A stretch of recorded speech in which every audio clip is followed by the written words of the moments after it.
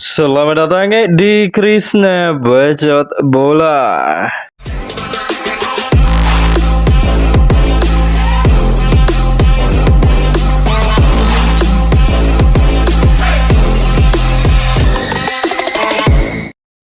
Naturalisasi adalah sebuah proses yang dilakukan oleh seseorang untuk mendapatkan paspor negara tertentu. Program tersebut sudah lumrah dilakukan oleh setiap negara, utamanya di olahraga cabang sepak bola. Tak usah jauh-jauh mengambil contoh saja tim nasional Indonesia yang sejatinya melakukan program naturalisasi tersebut sejak tahun 2010 yang lalu yang dimulai dari Christian El Loco Gonzalez.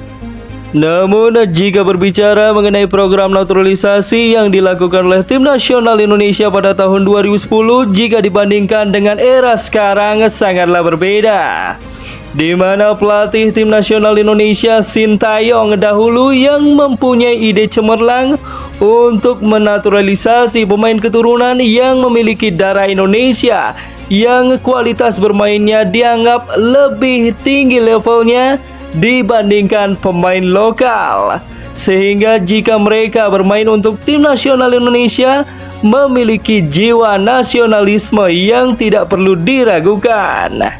Jika nama yang pertama kali masuk dalam proses program naturalisasi pada tahun 2010 dan berhasil dinaturalisasi adalah Christian El Loco Gonzalez, maka di era sekarang yang pertama kali menjalani proses naturalisasi atau boleh dibilang pemain keturunan yang datang ingin memperkuat tim nasional Indonesia ialah Elkan Bagot. Tapi tunggu, untuk bisa melakukan proses naturalisasi di suatu negara khususnya untuk cabang sepak bola tidak boleh sembarangan. Ada syarat-syarat dan juga ketentuan yang berlaku untuk hal tersebut.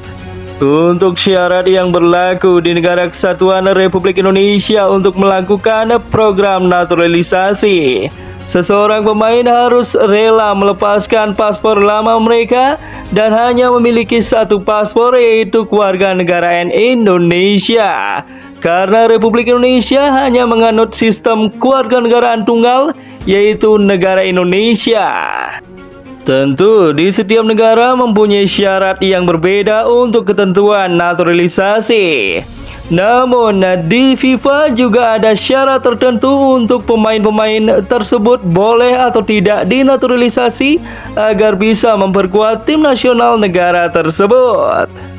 Untuk tim nasional Indonesia misalnya yang mencari pemain keturunan agar bisa memperkuat tim nasional Indonesia, syarat yang pertama pemain tersebut harus lahir di Indonesia.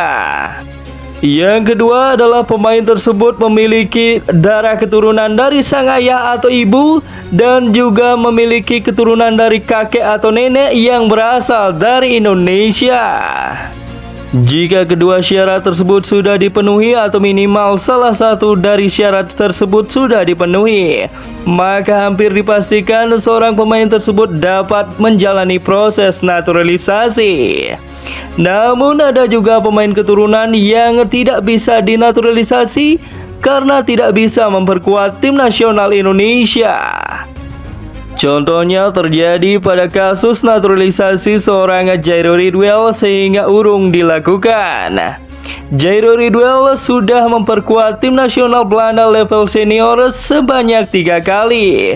Menurut syarat yang berlaku di FIFA, seorang pemain yang sudah memperkuat tim nasional suatu negara sebanyak 3 kali tidak bisa memperkuat tim nasional negara lain selain negara tersebut.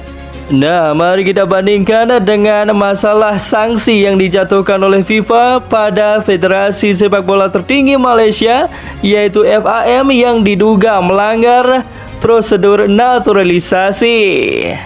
Sekedar informasi bahwa tanggal 26 September 2025 yang lalu secara resmi FIFA menjatuhkan sanksi kepada Asosiasi Sepak Bola Malaysia atau FAM dan juga 7 pemain naturalisasi Malaysia.